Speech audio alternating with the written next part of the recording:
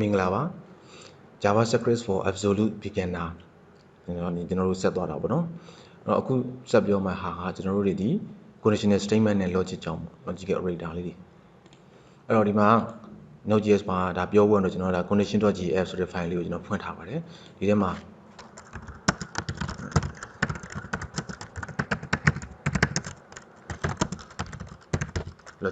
logical operator တွေဘယ်လိုလုပ်ကြလဲပေါ့နော်အဲ့တော့ conditional statement ဆိုတာအခုကျွန်တော်တို့ဒီကွန်ပျူတာကအခြေအနေပေါ်မူတည်ပြီးအလုပ်လုပ်ရတော့မှတွက်ချက်အောင် data type မျိုးစားတွေတည်တယ် variable တွေတည်ရုံနဲ့မဟုတ်ဘဲနဲ့သူ့ကိုတွက်ချက်မဲ့အပိုင်းတွေပါလာပြီပေါ့ပါလာလို့ရှိရင်သူ့ကိုဆုံးဖြတ်ပေးရတဲ့အပိုင်းတွေဒါကြောင့်လို့ condition ကလိုလာတယ်အဲ့တော့ဒီ condition မှာ method တွေအမျိုးစုံရှိပါတယ်အခုကျွန်တော်လူတွေမှာဆိုလို့ရှိရင်သဘောတရားအပြင်ပုံမှန်ဥပမာပေးနေကြ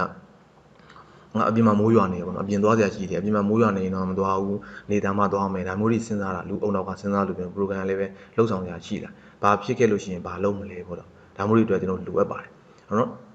အဲ့တော့သူကဆိုလို့ရှိရင်ဘာကျွန်တော်ဒီဟာ condition မှာဆိုလို့ရှိရင် if statement လေးကိုပြောပါမယ်အဲ့တော့ if c1 di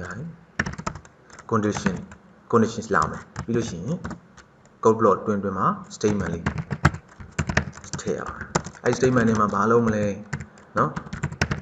ထည့်လို့ရတယ်အဲ့တော့ if လက်သေး condition မှာကျွန်တော် condition အခြေအနေထည့်ပေးရမယ်ဟုတ်လားဒီ condition အခြေအနေကမှမယ်နေတာလို့ရှိရင်ဟုတ်လားနေတာခဲ့လို့ရှိရင်အောက်မှာအပြင်သွားမယ်ဒါမျိုးလေးတွေမှာကျွန်တော်ပြောတာရနေမတိုင်တော့မသွားဘူးဒီမှာအဲ့ဒီခုလေးကိုကျွန်တော်စဉ်းစားပြီးပြောရဆိုလို့ရှိရင် if condition မှာအပေါ်က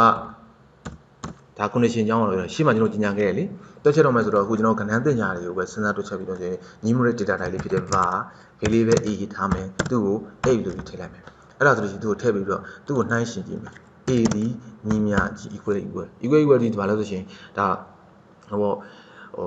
ညီမလားဘယ်သူနဲ့ညီမလဲ a ဒီဘာနဲ့ညီမလဲ8နဲ့ညီရဲမယ်ဆိုလို့ရှိရင်သူ့ကိုဘာထုတ်ပေးဆိုလို့ g1 ဆိုရတယ်ဒါတခုခုလောက်တာအဲ့ထုတ်ပေးမယ်ဆိုလို့ရှိရင်ဘာကိုထုတ်ပေးမလဲကျွန်တော်တို့အခုဒီထဲမှာထုတ်ပေးမယ်အကြောင်းအရာလေး string လေးနဲ့ရေးလိုက်တယ် consider raw ဆိုပြီးတော့this is you this စသည်ပဲအဲ့လိုလေးထုတ်ပေးတယ်ထုတ်မှသာလျင်ဒါစိတ်လိုက်မယ်နော်တည်သွားမယ်အဲ့တော့ဒီမှာဆိုလို့ရှိရင်ကျွန်တော်တို့တွေအခုသူ့ကို run ကြည့်လိုက်မယ်ဒီ node c1 di condition.js ဆိုပြီးဟို file ပေးတာ file run ကြည့်လိုက် this is code ဆိုပြီးထွက်လာဟုတ်နော်ဒါဘာကိုပြောချင်တာလဲဆိုရင်ကျွန်တော်တို့ဒီပုံမှာ a ကိုကြီးညာခဲ့တယ်လေဒီကလေးကလုတ်ခဲ့တယ်8အထူးလို့ a လေးကို8ထည့်လိုက်တယ်8ဒီအဲ့ a ဒီ8နဲ့ညီခဲ့တယ်ဆိုလို့ရှိရင်ဒီကထွက်ပြီမညီခဲ့ဘူးဆိုလို့ရှိရင်ကျွန်တော်တို့ကအခုဟိုဟာသူ့ကို9လို့ထားကြည့်လိုက်နော်မထွက်ဘူးဘာမှအဲ့တော့အဲ့ဒီမျိုးအကြောင်းအရာဒါမျိုးစဉ်းစားမှုပြန်တယ်ညီခဲ့ရင်တော့ထွက်မညီခဲ့ရင်တော့မထွက်တော့ဘူးဒါမျိုးတွေဆိုတော့ကျွန်တော်ဘယ်လိုလုပ်ရမလဲဆိုလို့ရှိရင်သူ့ကိုနောက်က ERSESဒါဖြစ်ခဲ့ရင်တော့လုံးမယ်ဒါမဖြစ်ခဲ့ဘူးဆိုလို့ရှိရင်ဘာလုံးမှာလဲပေါ့နော်ဒါမျိုးလေးမှာကျွန်တော်ထည့်ပေးရအဲ့တော့အဲ့ဆိုဒီ code block တွေမှာနော် code block တွေမှာ console.log is not equal ဟုတ်ပြီနော်ဒီမှာတော့အခုဒီမှာကျွန်တော်တို့ကသူ့ကို8လို့ထားလိုက်မယ်ဟုတ်နော်ဒီမှာကျွန်တော်တို့က10လို့ထားလိုက်စေးလိုက်ဒီမှာကျွန်တော်တို့အခုအပေါ်မှာဘာတွေလိုလဲဆိုရင် terminate လုပ်ဖို့ဒါလေးတွေလိုဒါလေးတွေတော့ထည့်ထားလို့ရှင်တော့ကျွန်တော်ဒါ semicolon လေးလိုအပ်ပါတယ်ဒါမှဆိုရင် program တွေမြင်ရလို့ရှင်ဘယ်ပိုင်းရတော့သူဒီမှာ terminate လုပ်သွားတယ်ပေါ့နော်သူအပိုင်းရလေးတွေသူရှိတယ်ဒါလေးတွေလိုအပ်လာတယ်အဲ့တော့သူကို run ကြည့်မယ် is not equal 8ဟုတ်တယ်ဒီမှာမညီလို့မို့ a ရ30ဒီမှာစစ်တာ8ကိုစစ်တာ8ကိုစစ်တာဆိုတော့ဒီအဆင့်ကိုသူကကြော်သွားပြီသူကဒီဟာမဟုတ်တော့ဘူးဆိုတော့မဟုတ်ခဲ့လို့ရှိရင်ဘယ်ဆက်သွားမှာလဲအောက်ကိုဆက်စင်မှာအဲ့တော့ဒါကိုထွက်ပြီးမှာ a ဒီရှင်းနဲ့မညီပါဘူးဆိုပြီးတော့ကျွန်တော် string လေးရေးထားတာလေးထွက်ပြီးမှာဒီ console log ဆိုတာဒီထဲမှာရှိနေတဲ့အကြောင်းအရာလေးတွေကိုသူထွက်တယ်ဒီထဲမှာ string ကိုကထည့်ခြင်းနဲ့ဆိုပြီး string လေးတွေထည့်ပြီးရေးပြီးတော့မှပေးရတယ်ဒါမှမဟုတ်သုံးခဲ့တဲ့ variable လေးတွေဒါလေးတွေခေါ်ပြီးထည့်ခြင်းနဲ့ဆိုလို့ရှိရင်ဒီမှာကျွန်တော်ထည့်သုံးပေးရပါတယ်အဲ့တော့ဒါဒီ if as ဆိုတဲ့ဒီ condition statement ညောင်းနော်အဲ့တော့ဒီနေရာမှာကျွန်တော် equal ဆိုတဲ့နေရာမှာဘာတွေထည့်လို့ရသေးလဲဆိုရင်နောက်ထပ်တခြားသော greater than less than ဟုတ်ပြီနော်အဲ့တော့ greater than or equal နောက်တစ်ခုက less than or equal not equal ဒါတွေထည့်ပြီးသုံးလို့ရတယ်အဲ့တော့ကိုယ့်ရဲ့ဒီဒါကတော့ဒီ example နမူနာလေးတွေပေါ့နော်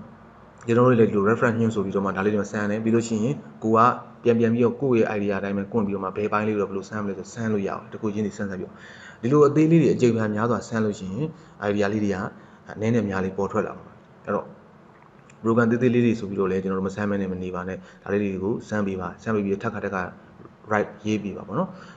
ရေးပြီးတဲ့ခါမှသာလဲချင်းဒီဥစ္စာကိုကရင်ပါသွားရင်းနှီးသွား used to ဖြစ်သွားမှာအဲ့တော့အခုဒီဟာဒီ if else statement အဲ့လိုမဟုတ်ဘူးကျွန်တော်နောက်တစ်ခုကဘာလို့ကျွန်တော်တို့ဒီ comment ပေးလိုက်မယ် control slash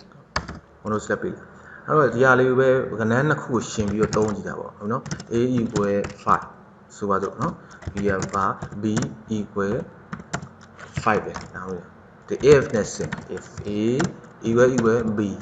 ညီခဲ့မယ်ဆိုလို့ရှိရင် curly bracket လိုအပ်ပါတယ်ဒါလေးဒီအမြတ်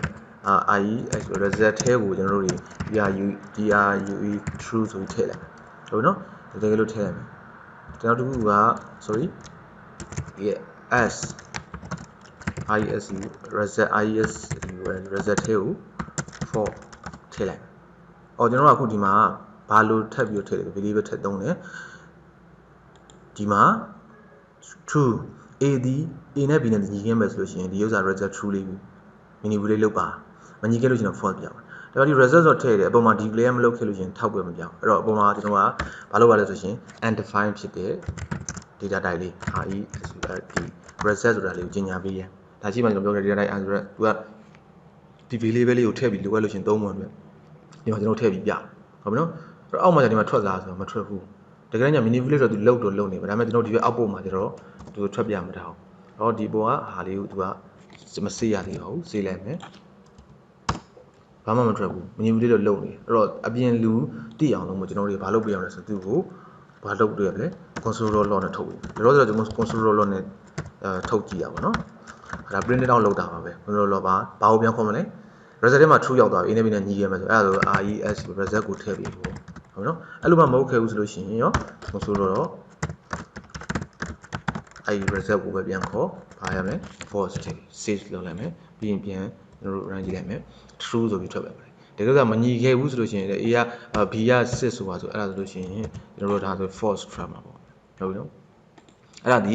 ဒါက variable နှစ်ခုနဲ့ if else လေးကိုကျွန်တော်တို့ဆန်းတယ်တော့ရှေ့မှာကျွန်တော်ပြောခဲ့လေနောက်တော့သူကကျွန်တော်တို့ဒီ if else statement မှာလည်းပဲဒီမှာအခုကျွန်တော်တို့ဘာသုံးလို့ရလဲဆိုလို့ရှိရင်ဟို true တွေကိုမှန်ကန်မှုတွေကို short အနေနဲ့ကျွန်တော်သုံးလို့ရသေးတယ်နော်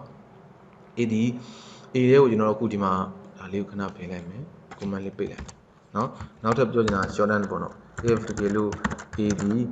equal you true ဖြစ်ခဲ့မယ်ဆိုခဲ့လို့ရှိရင်ရောမရဘူးလားရတယ် if A ဖြစ်ခဲ့မယ်ဆိုလို့ရှိရင်ရောမရဘူးလားရတယ်။ညာမို့လေးတွေမှန်ကန်မှုပိုင်းရတယ်။အဲ့လိုမှမဟုတ်ဘူး A ဒီကျွန်တော်တို့ equal FAR false ဆိုလို့ရှိရင်ရော false ဒီဘာနဲ့တူလဲဆိုသူ့ကိုနောက်တစ်မျိုးထပ်ပြီးရေးလို့ရတယ် A not equal you true ဟုတ်နဲ့ A ဒီမဟုတ်ခဲ့ဘူးဆိုတော့ if အဲ့လိုမဟုတ်ဘဲနဲ့တူကောင်းနောက်တစ်ခုက not A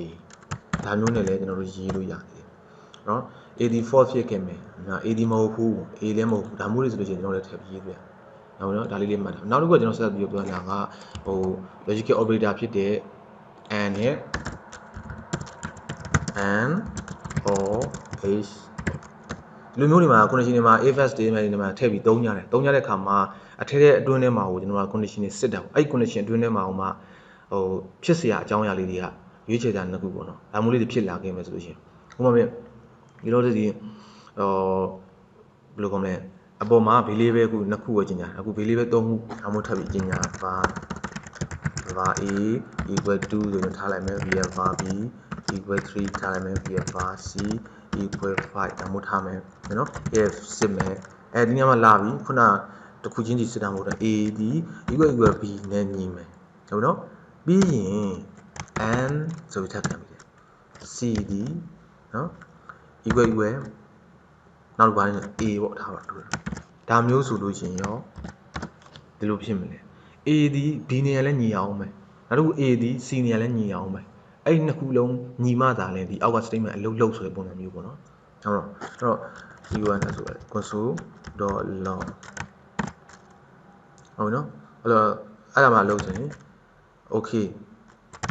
ညီတဲ့ကြောင့်မလား okay ထွက်ပြီးတယ်ဒါအကြောင်းအရာဒီထဲမှာရှိနေတဲ့အကြောင်းအရာလေးတွေကတချို့ဟာလေးတွေကကိုယ့်ရဲ့ program send မှာမူတည်ပြီးတော့စာသားလေးတွေပြောင်းပြီးရေးလို့ရပါတယ်အခုဒီအားကြတာဘာလဲဆိုတော့ and ဆိုတဲ့ဒီ logical operator ပုံစံမျိုးဒီ and လေးကိုကျွန်တော်သုံးတာဟုတ်နော် adb နဲ့လည်းညီရမယ် c နဲ့လည်းညီရမယ်ဒါမှသာလည်းအမှအလုပ်လုပ် ဟုတ်နော်ဒါ and အတွက်အဲ့တော့က and နေရာမှာကျွန်တော်ဘာခံပြီးပြောမလဲ or အတွက်ဆိုလို့ရှိရင်ကျွန်တော်တို့ဒီဒါလေးသင်ခဲ့တာလေးနဲ့ or A ဒီ B နဲ့ညီရမယ်ဒါမှမဟုတ် C နဲ့ညီရမယ်ဒီနှစ်ခုတည်းတစ်ခုနဲ့ညီလို့ရှိရင်အဆင်ပြေတယ်နော်အဲ့တော့ okay လို့ဆိုတာဒီမှာဆိုရှင်အခုကျွန်တော်တို့ A ဒီ B နဲ့ညီရမယ်ဆိုတော့ကျွန်တော်2လေးထားလိုက်မယ်ကျွန်တော်တို့ဒါလေးထားကြည့်ဆိုနော်ဆိုတော့ကျွန်တော်ကြည့်လိုက် okay ဆိုပြီးထွက်တယ်ညီလို့ညီတစ်ခုတည်းတစ်ခုမဟုတ်လို့အဲ့ဒီသဘောတရားပါနော် now ဒီ and နဲ့ or နဲ့ပြီးတော့ကျွန်တော် exclusive or exclusive or ကျတော့ဘာပြောလဲဆိုရင်သူကဒီထဲမှာဆိုလို့ရှိရင်အကြောင်းအရာအချက်လက်တစ်ခုတည်းမဟုတ်ဘဲနဲ့အခုဆိုဒီမှာဆိုရင်ဒီတစ်ခုနှစ်ခုကိုကျွန်တော်စစ်ထားအောင်နော်အဲ့တော့ A နဲ့ B နဲ့လည်းကျွန်တော်တို့ဘာလို့ရှိရင်နှစ်ခုမဟုတ်တစ်ခုဖြစ်ရမယ်ဖြစ်ရပြီးလို့ရှိရင်ဒီကြားထဲမှာကျွန်တော်ထပ်ထည့်မယ်လိုအပ်သေးတယ်ဒါထပ်စစ်စရာလိုသေးတယ်ဟုတ်လားဘာလဲလို့ရှိရင် A နဲ့ B နဲ့ညီရသေးတဲ့အပြင်ကိုဘာလဲတော့ equal ဟုတ်ပြီနော် C နဲ့ဒီမှာထပ်ပြီးတော့အဲ့တော့ဘာလို့လဲဆို CD equal ဟော D နဲ့မှာထပ်ပြီးတော့ညီအောင်ပါဆိုတော့ဒီလေးပဲထပ်ထည့်လိုက်ဘာ D equal 7ဆိုတာဒါမျိုးလေးတွေထပ်ပြီးစစ်ချင်တယ်ပေါ့အဲ့တော့ control S လေးလုပ်လိုက်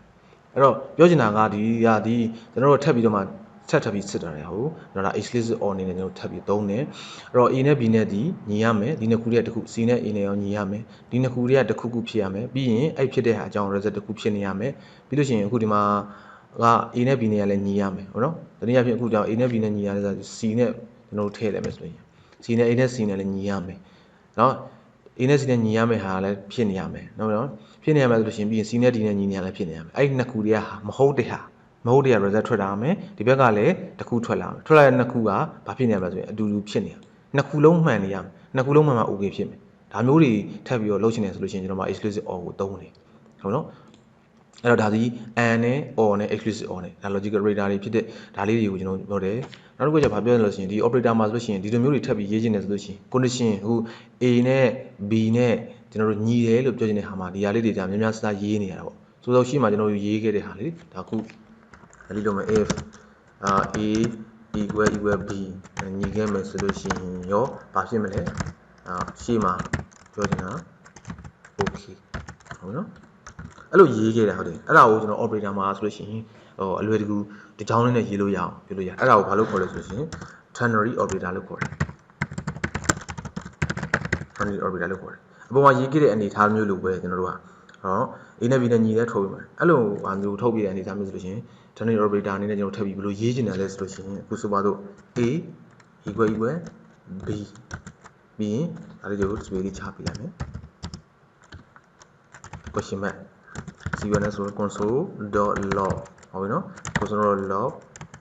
okay ဟုတ်ပြီနော်အဲ့လိုမှမဟုတ်သေးဘူးဆိုလို့ရှိရင်